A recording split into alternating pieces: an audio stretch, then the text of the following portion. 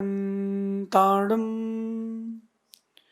नमो सिद्धाणं नमो आयरियाणं नमो वज्रायाणं नमो लोये सवसाउणं।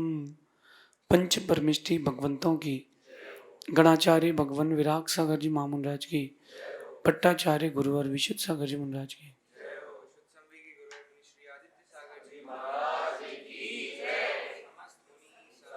या हम सभी अपने जीवन में सुख और गुणों की अभिवृद्धि के लिए नीति के विषयों का श्रवण कर रहे हैं। हम अपनी जिंदगी का ज्यादातर हिस्सा उनको दे देते हैं जिनको हमसे कोई प्रयोजन नहीं है। हम अपने भावों का, अपनी क्रियाओं का, अपने पैसे का ज्यादातर हिस्सा वहां दे देते हैं जहां वो यूजलेस है। क्यों ना अपन आज इस नीति में कुछ ऐसा समझे जो आपके व्यक्तित्व का निर्माण करे। बाहर की चीजों का सुधार और बाहर के लोगों का सुधार, इसके लिए आप नहीं हैं, आप अपने जीवन के सुधार के लिए हैं। बहुत सारे लोगों को मैंने देखा, वो एक दूसरे को देख के रोका टोकी करते रहते हैं कि तुम ऐसा और कर लो, तुम वैसा और कर लो, ऐसा करोगे तो और अच्छा हो जाएगा। मेरा मानना है कि एक बार वो खुद की ओर तो आए। हमारे जीवन का सुधार देश का सुधार है।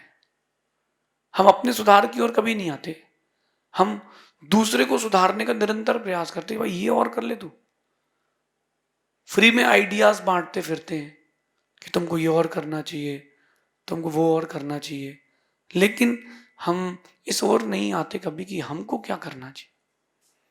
आज अपन अपने निजी व्यक्तित्व के निर्माण की एक गहरी चर्चा करते हैं। How to live your life. हमें अपनी जिंदगी कैसे जीना चाहिए, दूसरों के लिए,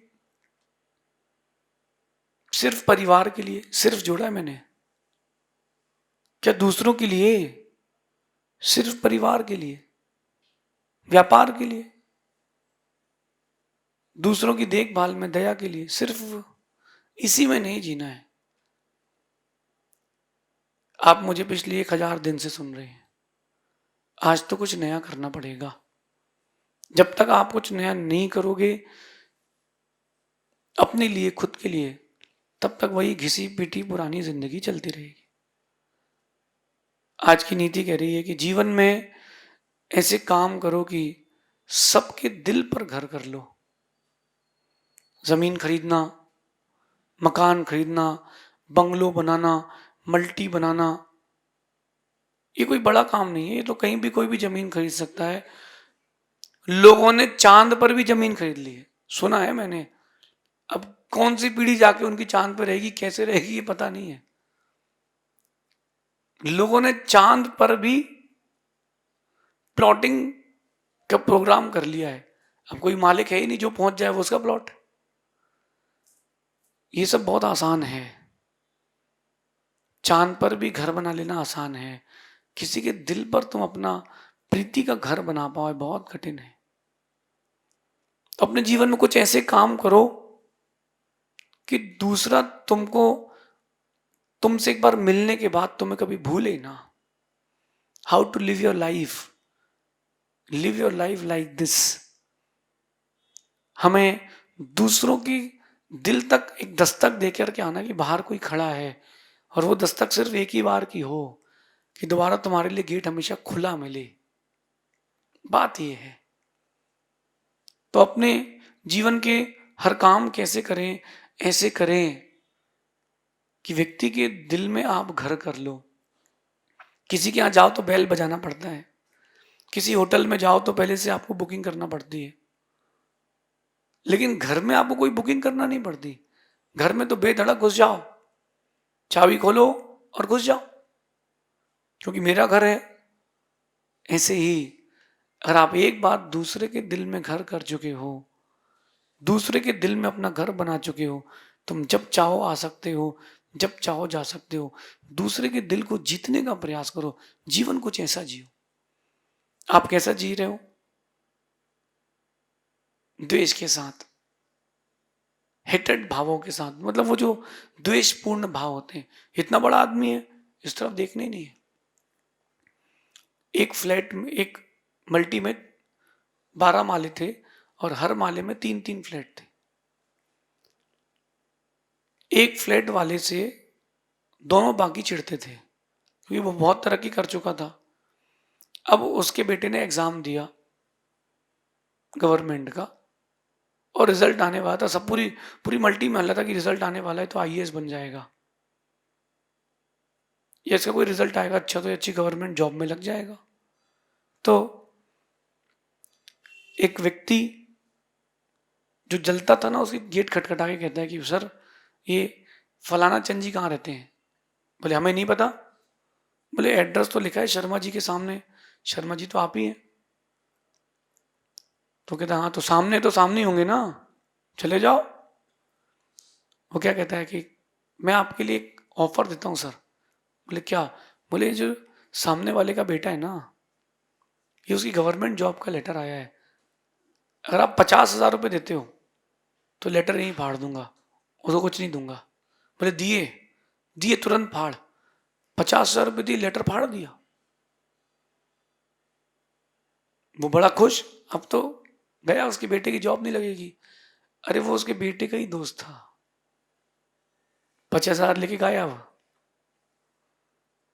वहीं हेटेड भाव रखे ना, दुश्मनी के भाव रखे ना, 50,000 गए, भाव भी खराब हुए, इमेज भी अच्छी नहीं बनी। पड़ोसी के पास गया, उसने पड़ोसी के यहाँ भी ऐसे ही किया, 50,000 वहां से भी लाया और बढ़िया 1 लाख की नई बाइक ले ली। कुछ दिन बाद उसका लेटर आया, जॉब भी लग गई। अगर वो लोग हेट नहीं करते, उसे दुश्मनी नहीं करते, उसके प्रति बुरा भाव नहीं रखते, पैसे भी नहीं जाते, वो ऑफिसर बन गया था तो काम भी आता। अब वो ऑफिसर ऐसा बना कि वो इनको परेशान करे, पैसा भी गया, परेशान भी होना पड़ा, इज्जत भी गई, पुण्य भी गया, टोटल लॉस, टोटल लॉस। अगर वो एक दूसरे के दिल पे घर कर लेते, एक दूसरे से प्रीति कर लेते, फिर क्या बात थी? एक दूसरे घर भोजन करते, एक दूसरे के काम आते।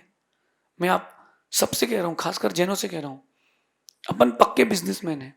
एक ऐसा ग्रुप बनाओ, ऐसा नेटवर्क बनाओ जिसमें आप जितने व्यापारी हो सब एक साथ हो। जब भी किसी कोई व्यापार करना हो तो उस ग्रुप में डाले कि आई वॉन्ट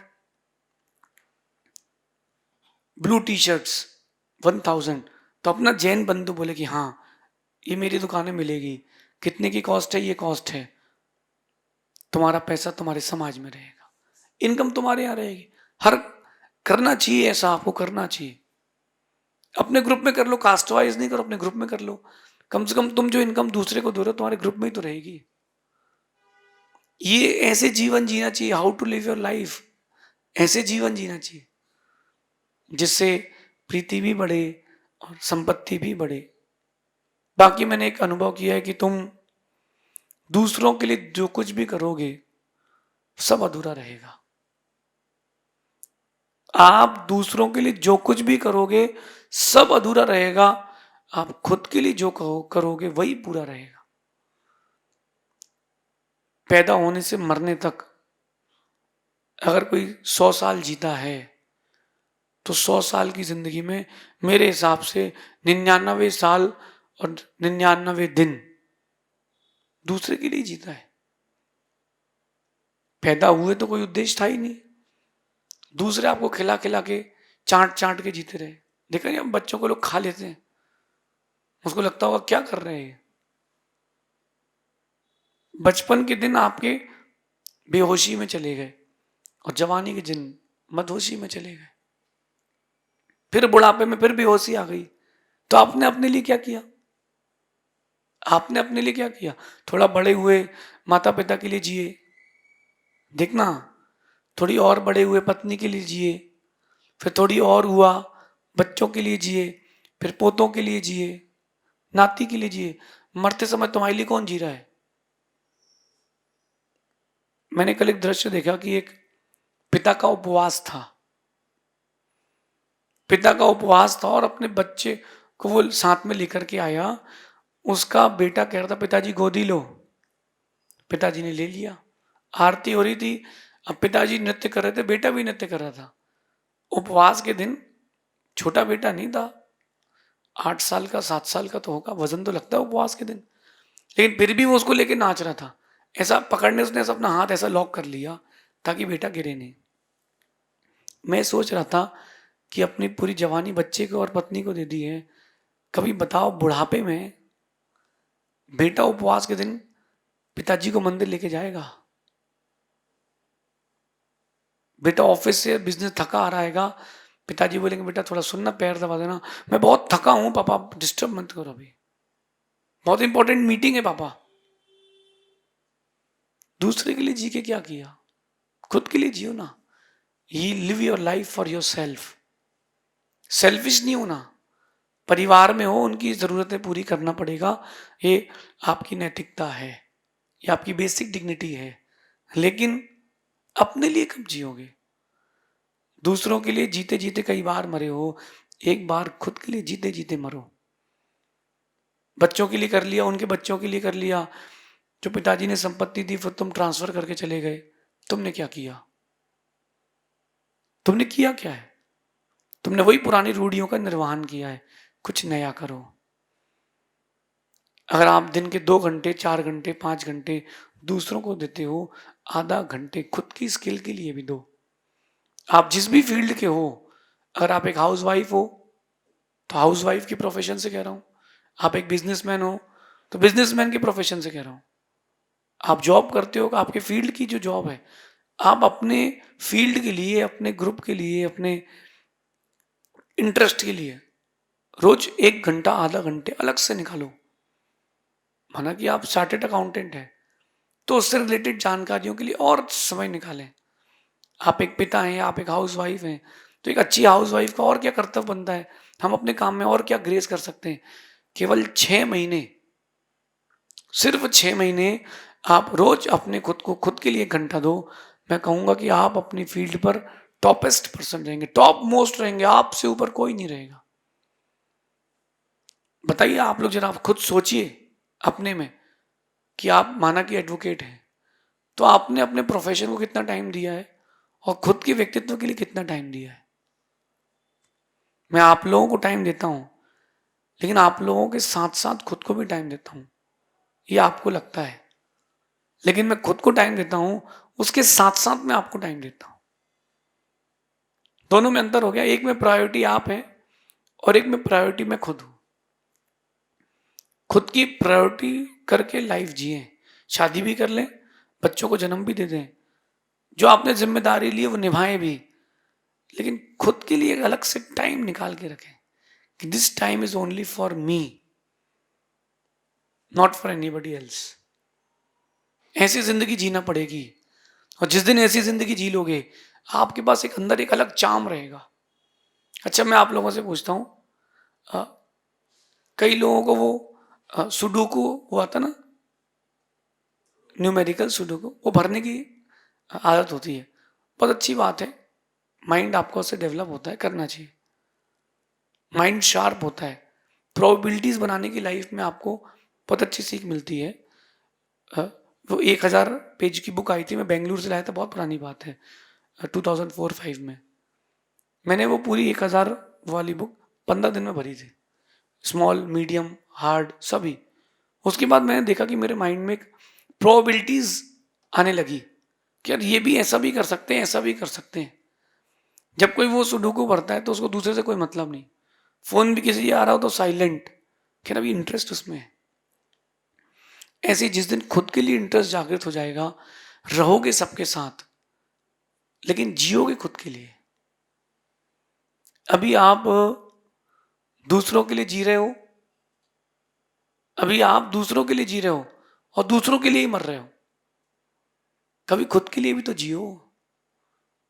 एक माँ खूब अच्छा भोजन बनाना जानती है, जब उनके घर में गुरु जी आए तो उनको भी आहार कराया, परिवार के लोगों को भी भोजन कराया, बट आफ्टर दैट 12:30-1 बजे वो फ्री हुई सबको भोजन करा के, अब उसके लिए क्या बचा? एक कटोरी थोड़ी सी दाल, 2-3 प्रकार की सब्जियां थोड़ी थोड़ी, तो उसने सभी को मिक्स करके, चलो कोई बात नहीं 2 रोटी तो खानी है, उसने पेट भर लिया, तो सही किया? उसने नहीं, गलत किया। आपकी दृष्टि से तो सही किया, मेरी दृष्टि से गलत किया। उसको थोड़ा सा अपने लिए भी बचा के रखना चाहिए था, क्योंकि उसको कल फिर काम करना है, शाम को फिर काम करना है। हम दूसरों की स्वार्थ की पूर्ति करते रहेंगे तो अपने लिए कब जिएंगे? दूसरों का ही पेट भरते रहेंगे तो अपने लिए कब खाएंगे? गाय बछड़े को दूध पिलाती है, लेकिन अपना पेट भरना नहीं भूलती है। मैं आपको उपदेश देता हूं, समझाता हूं, सिखाता हूं, वक्त भी देता हूं, लेकिन मैं वही देता हूं जो बचा हुआ है, क्योंकि मैं आपके लिए यहां नहीं आया हूं, मैं यहां खुद के लिए आया हूं। ये जो 1000वीं नीति भी चल रही है, तो मैं आपके लिए नहीं कह रहा हूं, मैं खुद से कह रहा हूं कि तुमको अपनी लाइफ ऐसे जीना है। मैं लगभग 1000 दिन से आपको रोज नीति दे रहा हूं। आज एक बात का खुलासा करता हूं, मैं जो भी नीति कहता हूं वो खुद की लिखी हुई कहता हूं, और खुद के जीवन में बीती हुई घटना पर ही कहता हूं। आप लोग बाहर की फिल्मों को देखना पसंद करते हो, मुझे अंदर की फिल्म देखना पसंद है। क्योंकि जो बाहर की फिल्म आती ना, आप उस पर बहुत मीम्स बनाते हो, बहुत सारे नाटक करते मिलते हो, उससे क्या होगा? वो तो बाहर की फिल्म है ना। आपकी जो अंदर की फिल्म है वो ज्यादा इंटरेस्टेड है उससे, और उस फिल्म के बारे में आप सही गलत सब जानते हो। खुद की फिल्म है ना। मैं बैठ करके खुद के साथ एक अनुभव करता हूँ, और जब कोई अपनी प्रॉब्लम मुझसे कहता है और मुझे लगता है कि ये प्रॉब्लम का सॉल्यूशन वर्ल्ड वाइड जाना चाहिए, उसको मैं नीति में ला कर कह देता हूँ। यही अपने व्यक्तित्व के निर्माण की कला है। Live your life for your self. दूसरों के लिए हम बहुत जी चुके हैं, हमको सेल्फिश नहीं होना है, बात ध्यान रखना। कंडीशन अप्लाई स्टार लगा हुआ है। हमें सेल्फिश नहीं होना, जो जिम्मेदारी ली है वो तो निभाना है, लेकिन जो वक्त बचा है वो खुद के लिए तो जियो। बच्चों की शादी हो जाए, बच्चों के बच्चे हो जाएं, मैंने बिजनेस किया है, एक दुकान और खोल लूं, बिजनेस को और एक्सपांड कर लूं, कर लो आप, लेकिन दिन का 1 घंटा खुद के लिए भी तो निकालो। वो कैसे निकालें? उसमें क्या करें? उसमें खुद के बारे में सोचें, कोई अच्छी किताब पढ़ें, भगवान के दर्शन करें, पूजन करें, गुरुओं की सेवा करें, कोई दया का काम करें, कहीं अच्छी जगह दान करें। कुछ ऐसा करो, तब तो कोई बात है, नहीं तो आए कहीं चले गए कहीं, तुम्हारा भी नाम उनमें लिख जाएगा। ऐसे जियो जिंदगी की, अपने आप को पसंद आ जाओ। आप अपने आप को, खुद को पसंद आ जाओ, कुछ ऐसी जिंदगी जियो और दुनिया की परवाह मत करो। दुनिया की पसंद तो पल भर में बदल जाती है। कुछ जियो जिंदगी कुछ इस तरह कि आप खुद को पसंद आ जाओ, दुनिया की परवाह मत करो। दुनिया पल भर में बदल जाएगी, आपसे अच्छा आएगा, आप ऑप्शन बन जाओगे। एप्पल 15 प्रो आया था, लोगों ने उसको भी चेंज करके 16 ले लिया। फिर अपने कोई नई सीरीज आएगी, लोग उसको भी ले लेंगे। दुनिया की पसंद पल भर में बदलेगी, तो किसी को भी खुश करने की जगह खुद को खुश रखने का प्रयास करो। ऐसे जीवन जियो कि आप खुद को पसंद करने लग जाओ कि हाँ, you are a best person, you are good person. ऐसी कुछ जिंदगी जियो, तब तो आप अपने व्यक्तित्व का निर्माण कर पाएंगे। ऐसा समझना। शेष आगे देखेंगे। भगवान महावीर स्वामी।